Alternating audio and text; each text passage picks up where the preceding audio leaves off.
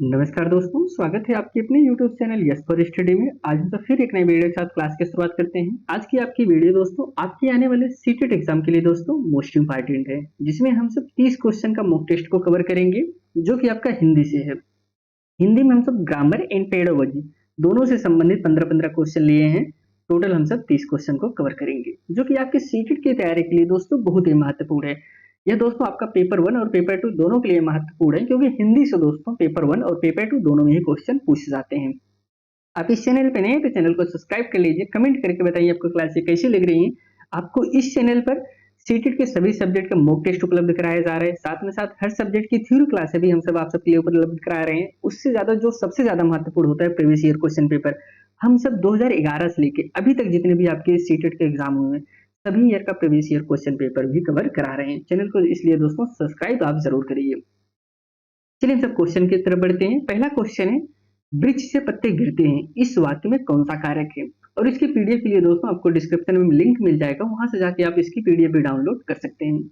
वृक्ष से पत्ते गिरते हैं, इस वाक्य में कौन सा कारक है? ऑप्शन है करण कारक, अपादान कारक, कर्म कारक, अधिकरण कारक। देखिए इसमें वृक्ष से पत्ते गिरते हैं मतलब अलगाव की बात हो रही है, अपादान से अलग। यहाँ देखिए एक होता है ना, कर्ता ने कर्म को करण से अपादान से अलग, तो इसमें जो कारक होगा अपादान कारक होगा, क्योंकि अपादान से अलग अलगाव की बात हो रहा है। जब कोई चीज अलग होता है तो वहां पे अपादान कारक होता है। यथाशक्ति शब्द में कौन सा समास है? ऑप्शन है तत्पुरुष समास, द्वित्व समास, अव्ययीभाव समास, बहुब्रीहि समास। इसमें दोस्तों यथाशक्ति में अव्ययीभाव समास है। इत्यादि शब्द का सही संधि विच्छेद क्या होगा दोस्तों? और इसमें कौन सी संधि है? आपको दोनों चीज बताना है। इत्यादि में शब्द में कौन सा संधि विच्छेद है और इसमें कौन सी संधि है, ये आपको बताना है। ऑप्शन है इत धन आदि गुण संध, इत धन आदि यड़ संध, इत धन आदि दीर्घ संध, या फिर इत धन आदि वृद्धि संध।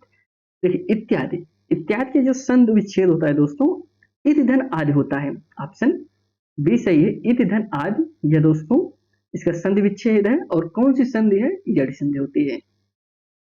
निम्नलिखित में से कौन सा शब्द तत्सम नहीं है? इसमें तत्सम की बात करें, जो तत्सम नहीं है, अग्नि, सूर्य, आग, दंत। इसमें राइट आंसर हो जाएगा ऑप्शन सी, आग जो है आपका तत्सम नहीं है। रमेश पुस्तक पढ़ता है, इस वाक्य में क्रिया का कौन सा भेद है दोस्तों? किसकी बात करें? रमेश पुस्तक पढ़ता है, इस वाक्य में क्रिया का कौन सा भेद है? अकर्मक क्रिया, सकर्मक क्रिया, द्विकर्मक क्रिया, प्रेरणादायक क्रिया। तो राइट आंसर इसमें जो हो जाएगा ऑप्शन बी, इसमें यह सकर्मक क्रिया है दोस्तों, बी इज करेक्ट आंसर। इच्छा शब्द में इक प्रत्यय जोड़ने पर कौन सा नया शब्द बनेगा दोस्तों? किसमें बात करें? इच्छा में हम सब अगर दोस्तों इक प्रत्यय जोड़ देंगे तो कौन सा शब्द, कौन सा प्रत्यय, इक प्रत्यय जोड़ने पर कौन सा नया शब्द बनेगा? अब इच्छा है, इच्छा में हम सब इक प्रत्यय जोड़ना है। क्या जोड़ना है? इक प्रत्यय जोड़ना है।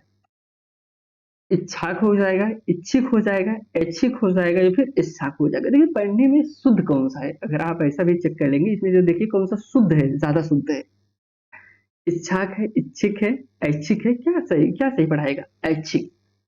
Option C is correct answer. इच्छा में जब एक प्रत्यय जोड़ेंगे तो ऐच्छिक आपका बन जाएगा।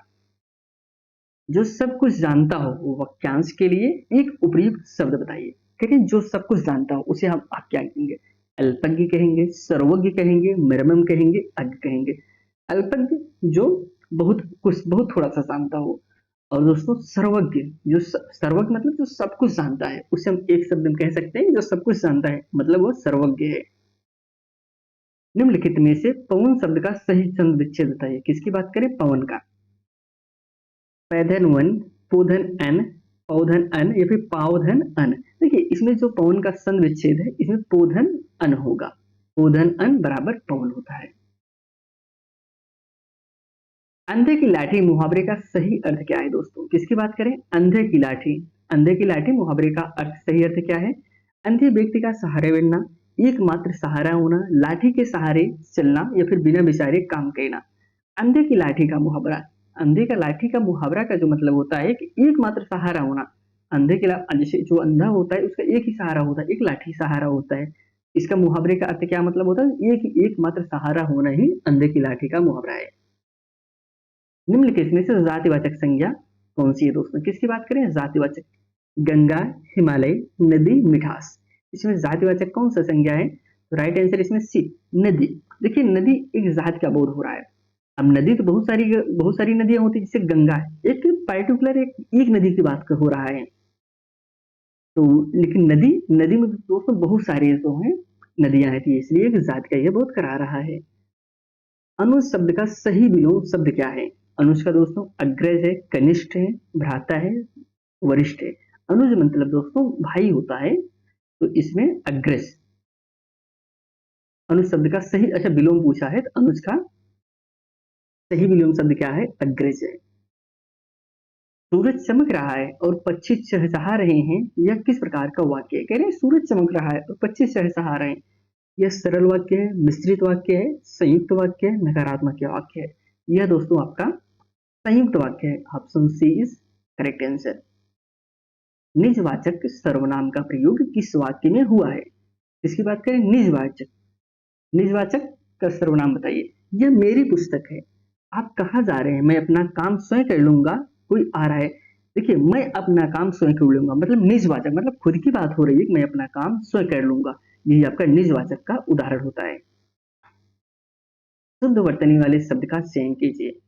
उज्जवल। देखिए यह ऐसा चीज है दोस्तों, ऐसा क्वेश्चन है आप कोई भी एग्जाम दिए हो उसमें ऐसे क्वेश्चन जरूर मिलता है। उज्जवल, उज्जवल, उज्जवल या फिर उज्जवल है। इसमें जो उज्जवल लिखा कैसे जाएगा? ऑप्शन बी उज्जवल। तो दोस्तों उज्जवल इस तरीके से लिखा जाता है। पीतांबर। पीत है अंबर जिसका अर्थात श्री कृष्ण में कौन सा समास है? कर्मधारय, बहुव्रीहि, द्विगु समास, तत्पुरुष समास। देखिए द्विगु समास तो संख्यावाचक तत्पुरुष भी नहीं होगा। बहुव्रीहि कर्मधारय आप बताइए, बहुव्रीहि कर्मधारय में कौन सा है? तो यह बहुव्रीहि समास है। पीतांबर अर्थात पीला है अंबर जिसका, अर्थात कौन हो गया? वो श्री कृष्ण हो गए। अब यहाँ से हमसे पेडागोजी के क्वेश्चन शुरुआत करते हैं। 15 क्वेश्चन हम पेडागोजी को भी कवर करेंगे। नॉर्म चॉम्स्की के अनुसार भाषा, बच्चे में भाषा सीखने की क्षमता होती है, कैसी होती है? अर्जित होती है, अनुकरणीय होती है, जन्मजात होती है, वैज्ञानिक होती है? नॉर्म चॉम्स्की मानते थे बच्चे में जो भाषा सीखने की क्षमता होती है वह जन्मजात होती है। Option C is right answer. भाषा अर्जन और भाषा अधिगम में मुख्य अंतर क्या, मुख्य अंतर का आधार क्या है? भाषा का व्याकरण, भाषा की पाठ्यपुस्तक, भाषा का सहज और स्वाभाविक परिवेश, भाषा का मूल्यांकन। तो राइट आंसर भाषा का सहज और स्वाभाविक परिवेश ही दोस्तों भाषा अर्जन और भाषा अधिगम में मुख्य अंतर क्या है? अंतर का आधार क्या है? भाषा का सहज और स्वाभाविक परिवेश। प्राथमिक स्तर पर भाषा शिक्षण का मुख्य उद्देश्य क्या होना चाहिए? किसकी की बात करें? प्राथमिक स्तर पर बात करें, प्राथमिक स्तर पर भाषा शिक्षण का मुख्य उद्देश्य क्या होना चाहिए?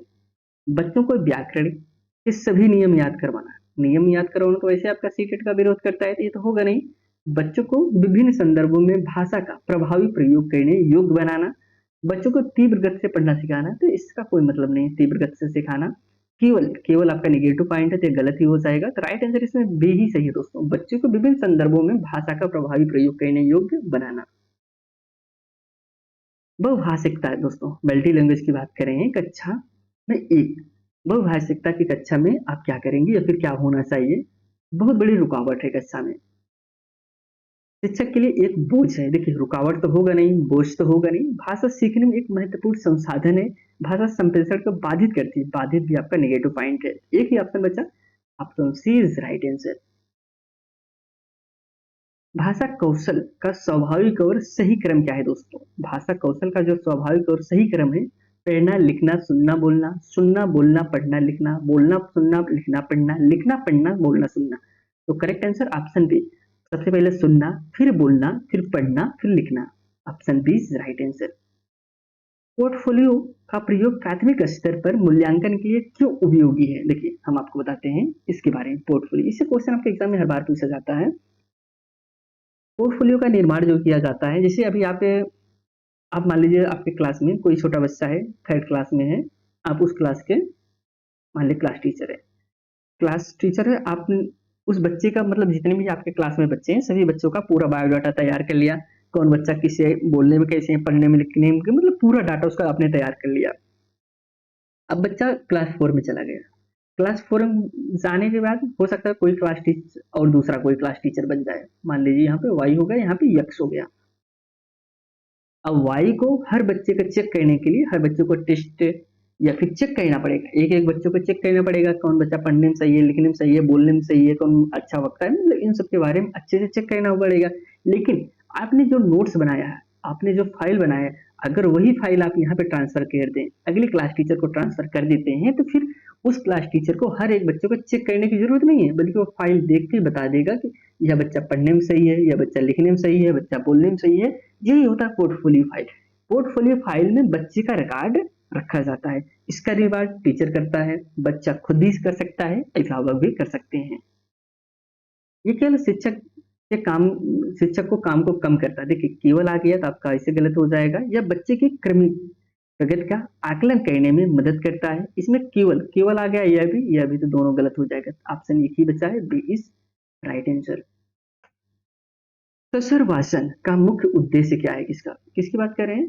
ससर वाचन का जो मुख्य उद्देश्य क्या है? बच्चों को बहुत तेज आवाज में पढ़ना सिखाना। देखिए बच्चों को बहुत तेज आवाज में, ये तो गलत हो जाएगा। बच्चों में पठन के प्रति भय को दूर करना और सही उच्चारण व प्रवाह का विकास करना। केवल शांत रहकर मन ही मन पढ़ने का अभ्यास कराना। कह रहे सिर्फ शांत होकर आप बच्चों को पढ़ाइए तो नहीं, कठिन शब्द को अर्थ रटवाना तो इसी में गलत पॉइंट हो जाएगा। तो ऑप्शन एक ही बचा, बी इज राइट आंसर। उपचारात्मक शिक्षण की बात करें का मुख्य उद्देश्य क्या?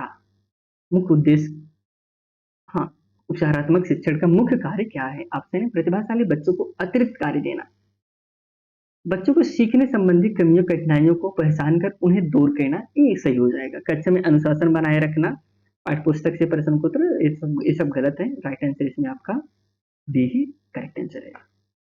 बाइगोस्की, देखिए बाइगोस्की का जहां पे भी बात आए आप दो तीन चीज याद रखिएगा। जेडपीडी बाइगोस्की ने दिया था, यम के ओ बाइगोस्की ने दिया था, इसको इसको फोल्डिंग आपके बाइगोस्की ने दिया था, पाठ देना, ढांचा, यह सब आपके बाइगोस्की ने ही दिया है।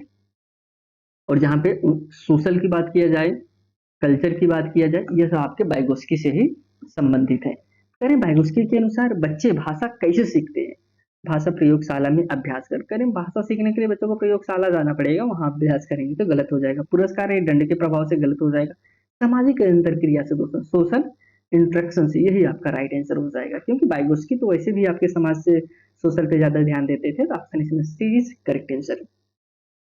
प्राथमिक स्तर पर बाल साहित्य का उपयोग करने का मुख्य लाभ क्या है दोस्तों? किसकी बात करें? प्राथमिक स्तर पर बाल साहित्य का। यह बहुत सस्ता होता है, यह भाषा को रंगीन और आनंददायक संदर्भ प्रदान करता है। इससे शिक्षक को पढ़ना तो इसे शिक्षक को पढ़ाना नहीं पड़ता है। यह केवल चित्र, देखिए केवल तो ऐसे भी कट जाएगा, तो राइट आंसर इसमें जो हो जाएगा ऑप्शन बी। यह भाषा को रंगीन और आनंददायक संदर्भ प्रदान करता है। बाल साहित्य, सतत एवं व्यापक मूल्यांकन। सीसीई में व्यापक शब्द का क्या तात्पर्य है? सतत मतलब लगातार होता है, और व्यापक का मतलब क्या होता है उसे हम समझते हैं। केवल भाषाई विषयों का मूल्यांकन करना, केवल वार्षिक परीक्षा का मूल्यांकन करना, केवल हमने बताया नेगेटिव पॉइंट आप हटा दीजिए। इसमें भी तो केवल है, ये भी तो हट गया, तीनों ऑप्शन हट गए। बचा एक ही ऑप्शन, शैक्षिक और सह शैक्षिक दोनों क्षेत्रों की निरंतर प्रगति का मूल्यांकन करना। व्यापक का मतलब ये होता है कि शैक्षिक और सह शैक्षिक दोनों क्षेत्रों का निरंतर मूल्यांकन करना। प्राथमिक स्तर पर बच्चों की भाषा का आकलन करते समय सबसे कम महत्वपूर्ण क्या है? देखिए इसमें नेगेटिव पॉइंट पूछा है, सबसे कम महत्वपूर्ण क्या है? जो नेगेटिव है वही आपका राइट आंसर होगा। चित्र देखकर कहानी या कविता लिखना, अपने अनुभवों को व्यक्त करना, प्रश्नों के उत्तर रट कर लिखवाना, किसी घटना का वर्णन करना। तो इसमें जो नेगेटिव है आपको ही बताइए। कह रहे हैं देखिए इसमें रटकर कहाँ बात है, प्रश्नों के उत्तर रटकर लिखना। रटंत विद्या पर सीटेट आपका विरोध करता है, ये आपका गलत हो जाएगा। बाकी सभी ऑप्शन आपके सही है। त्रिभाषा सूत्र आपको बताना है। त्रिभाषा सूत्र के अनुसार भारत में प्रथम भाषा के रूप में किसे पढ़ाया जाना चाहिए? ये तीन भाषा जो होती है, पहली भाषा के रूप में क्या पढ़ाना चाहिए? आखिर आप सोचिए कि अगर आप अगली क्लास में कोई बच्चा आया, सबसे पहले आप उसे कौन सी भाषा पढ़ाएंगे? अंग्रेजी, हिंदी, गणित, जो भी। तो सबसे पहले आप जो बच्चे की भाषा आती रहे वही भाषा पढ़ाएंगे, और आएगी कौन सी? अंग्रेजी तो आएगी नहीं। संस्कृत आएगी नहीं, कोई विदेशी भाषा भी नहीं, अंग्रेजी भी आ सकती है, ऐसा नहीं कि अंग्रेजी नहीं आएंगी, लेकिन इसकी अपेक्षा जो सही है मातृभाषा या क्षेत्रीय भाषा।